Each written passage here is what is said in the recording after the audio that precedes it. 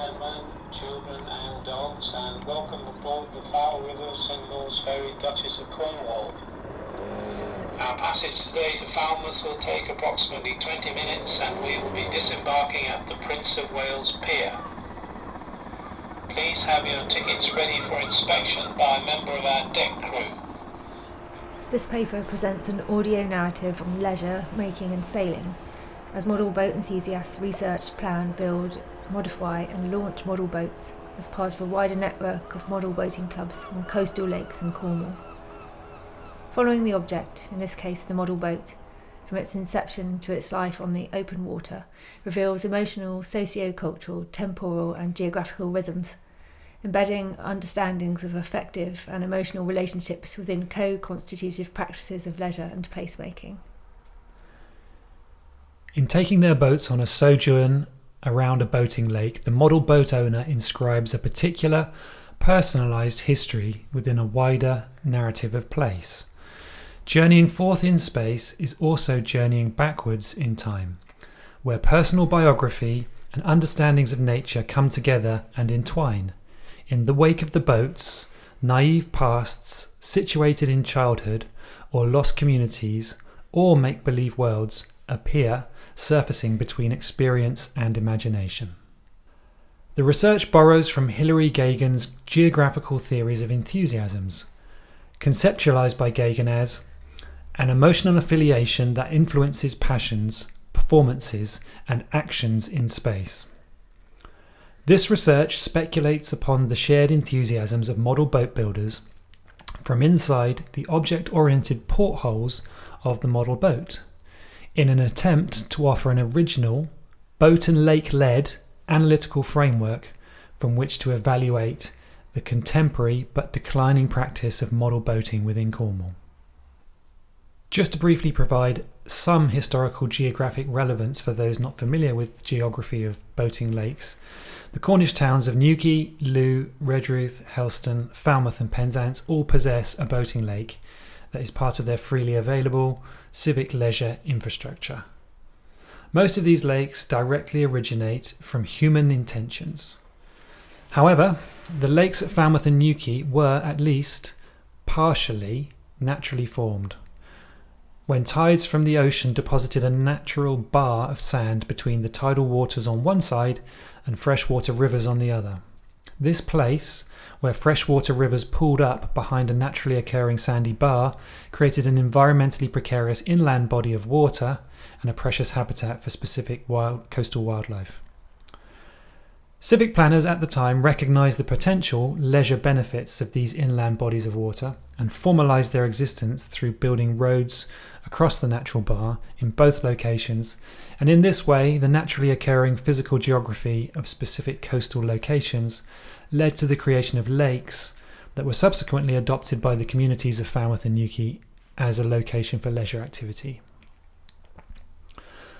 All of the boating lakes within this study, with the exception of Redruth, can variously and to differing degrees be described as currently experiencing a period of physical decline in regard to their original purposes as boating lakes, and in some instances the decline can be described as chronic. For example, the Penzance Lake. It's entirely human-made, rectangular shaped and fed from a naturally occurring watercourse that runs parallel to the boating lake. The Penzance Lake has no associated boating club, and it is in an advanced state of disrepair through lack of use, and is currently under immediate threat of civic redevelopment into an additional parking location for the area.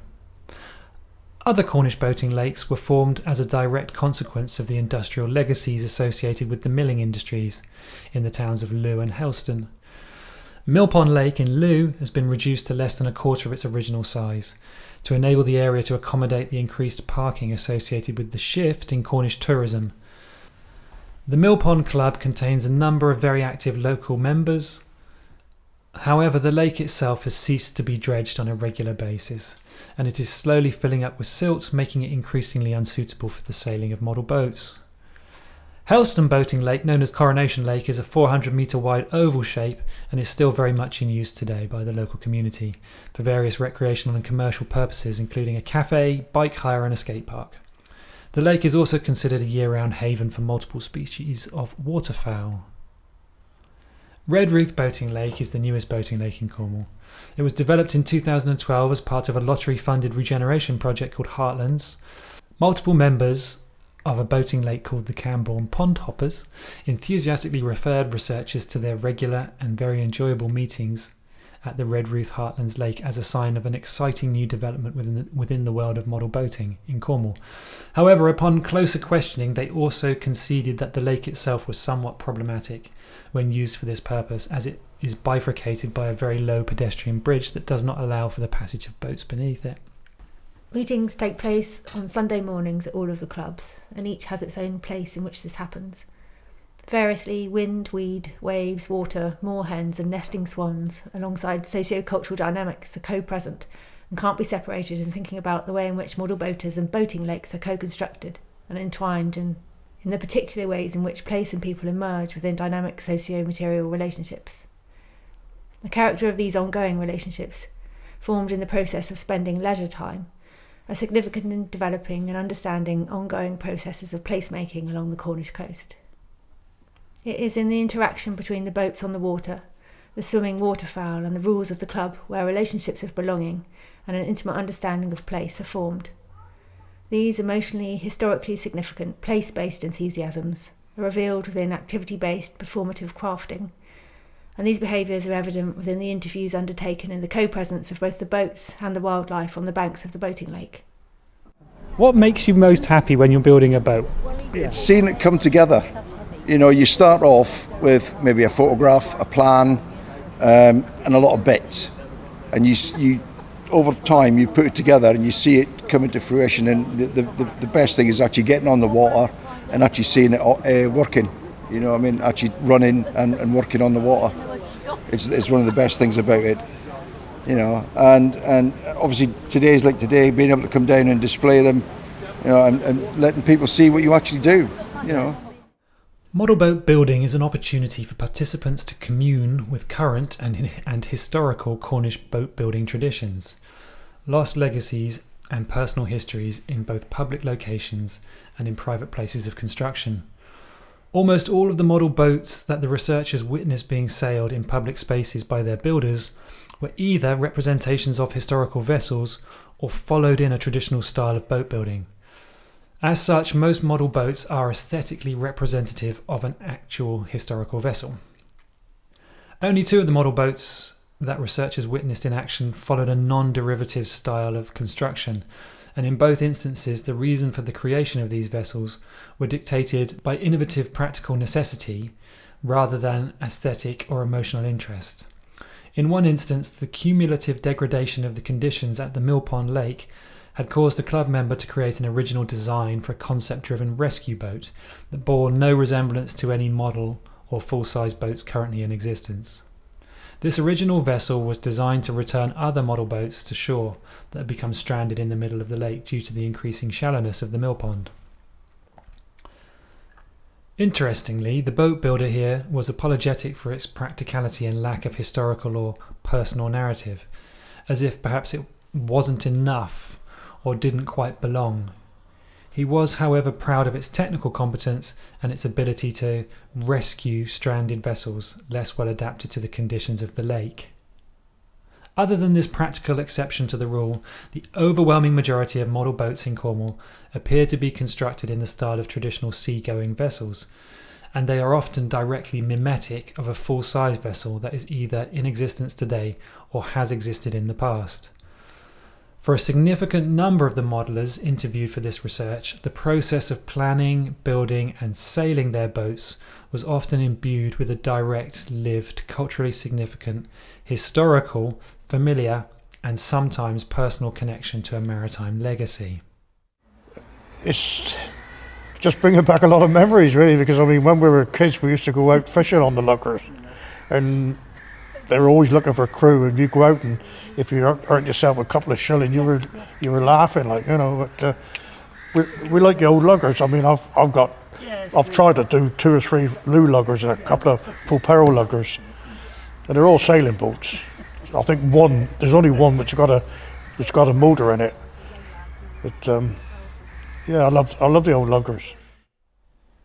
Through the process of modelling and sailing model boats in public, These mostly male modellers are inscribing their boats with their own life stories, and in turn, when sailed in public, the boats offer up a personal, at times nostalgic, precise, to scale, full sail, physical embodiment of the coastal narratives which they are referencing.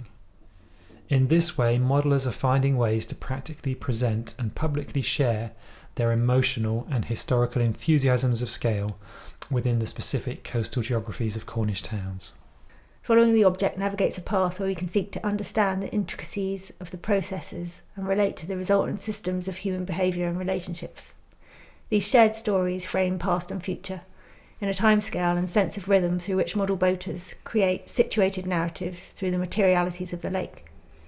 Daniels and Lorimer state that weaving personal biographies, which are place-based, brings period and place into closer conceptual conjunction.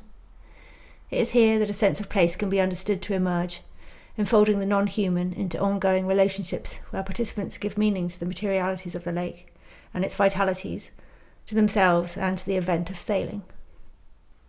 Idealised narratives located in specific times and places connect boats to local histories, memories and biographical details which have a retroactive force, where the agency of the boat, mutually constituted in the act of building and sailing as a recognisable and storied object, leaves out as much as it includes on its journey. It's a local interest there, you know. I mean, Father used to like the old photographs of the harbour, all the boats, knew the numbers like you do, you know.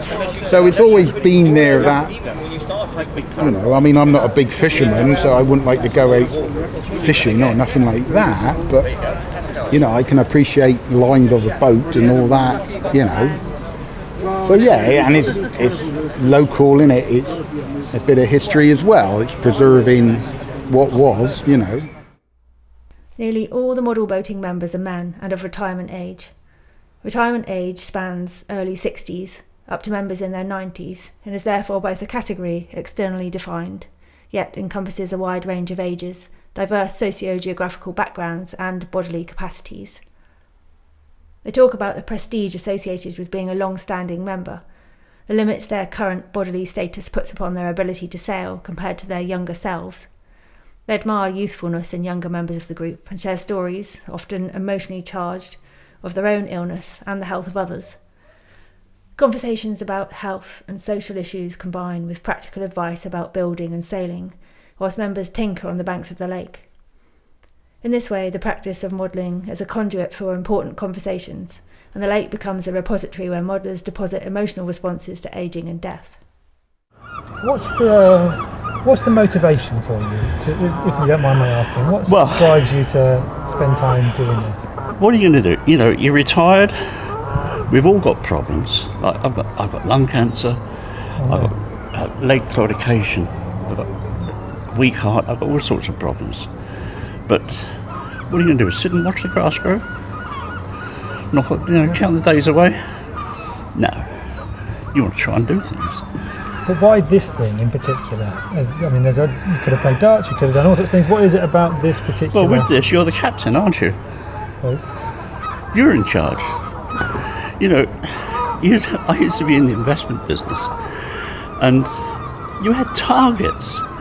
To hell with targets. Who wants to do all? I hear all the guys here are a bunch of old farts, and we enjoy ourselves. We do. We're all about the same age. And as I say, we've all got the same problems. Yeah. Or similar problems. Yeah. We can hear emotional geographies of ageing and masculinity emerge where members' connections to nostalgic family histories and the bonds with one another are mobilised through more stereotypically masculine activities. Deeper personal connections are formed through the shared understanding of the boating lake and the embedded codes of behaviour that are co-produced through the encounters and actions of model boat club meetings. In this way, the more socially acceptable, practically based, everyday activities of model boat club members resonate within richer emotional landscapes in the ongoing process of placemaking. Bachelard describes this process of coming to know as technical know-how. Specifically, the technical skills needed for sailing on the water might be thought of as an encounter, where interactions with objects and non-human materialities, experienced through moving and doing, enter muscular consciousness. Boating provides a sense of being enmeshed within a world where imaginative and material terrains are indistinct and inseparable. It involves incorporation and movements where imaginary worlds set sail and shimmer with enchantment and emotional resonance. Through the private activity of building a model boat, the social activity of sailing it, and the spaces of the lakes, boating lakes emerge as a place where the emotional lives of men are articulated, reinforced through sharing and repetition, and embedded in temporally different registers of telling. John Law argues that stories perform the cultural task of deciding what exists and what goes with, or does not go with, what else. In this research, we suggest that boats themselves tell a complex and interwoven story of people, place, culture, shipbuilding traditions, and maritime history that are all bound up with personal biographies. There is both a physical, temporal, intellectual, and emotional investment in the making and sailing of particular boats. Boat builders obtain an intimate technical understanding of the provenance of their boats, primarily through researching and building their models, but also through sailing them with communities of other boat builders. Members of boating groups freely demonstrate effective emotional and embodied relationships with their own and other modelers' boats, as well as with one another, that are spatialized and intersubjective. More often than not, modelers are explicitly involved in the process of intentionally appropriating the exact likeness of an identifiable, existent maritime object, essential to their enthusiasms, which even goes as far as creating and recording realistic sounds that they can play as they sail their vessels around a lake, to add an additional oral authenticity to their practices of modelling. It is the specific actions associated with the modeller's desire to produce a scaled replication of a culturally specific maritime object that draws parallels with other leisure activities which concern themselves with the appropriation, ownership, and reproduction of culturally specific or significant products, such as through the actions of media fandoms. Similarly to media fandoms, it is the careful, precise, physical process of production that inscribes the model boats with an individual significance, which extends from the narrative of the original vessel and takes them both into a fantastical, speculative realm that is sometimes negatively described as a pathology. It is the accurate, to-scale replication of a physical likeness of a boat and the subsequent alignment with the relevant historical nautical narrative that in some small way places the modeller within their own sphere of ownership and control, whereby they form an intimate parasocial relationship with and through these objects to both imagined and real contemporary historical communities. Perhaps it is the tension between the seemingly diminishing physical attributes of the bodies of many of the men involved in model boat clubs and the overtly wistful and nostalgic associations that the act of modelling and play have with activities that are considered typical of childhood, which imbues adult modelling activities with a sort of pejorative connotations of flippancy and time wasting. But we would suggest that these accusations fail to accurately understand the scale of personal investment, meaning, and the subsequent personal and social benefits that modelling has for its participants. It is the haptic, embodied emotional and sensory experience of making and the textures and likenesses of the boats as they sail which exceeds representation. It is the way the boats as objects are created, built and played with on the lake and subsequently socialised into model boat club dynamics which creates an ongoing narrative of place-based myth-making as small stories ripple outwards, enveloping people into places from disparate eras and allowing the lost narratives of another time to emerge once again in plank and sail. Through model boat building, many modellers are able to express aspects of their personality, and in demonstrating their interests, technical, historical or localised, they connect with other similarly minded people. A focus on verisimilitude is important to many, and thus their boats serve as precise, scaled-down, working models of many ships no longer in existence. A seriousness is accorded to these models as they relate to industrial processes of boat building when developing prototypes, and in association with the companies or boat builders who are keen to see their craft preserved. In this way, model boats are a living archive for ships no longer functioning or in existence, retaining a sense of time and place and reiterating it across the water of the lake. Many modellers move beyond accessing the blueprints of a boat to taking photos of details, spending time talking to crew or noticing a ship's ambience. In this way, the original character of the boat is captured and recreated. The materiality of the original is archived and enlivened through the process of researching and building, but also through the liveliness of the encounters and the effective relationships created in processes through which the models emerge as an object.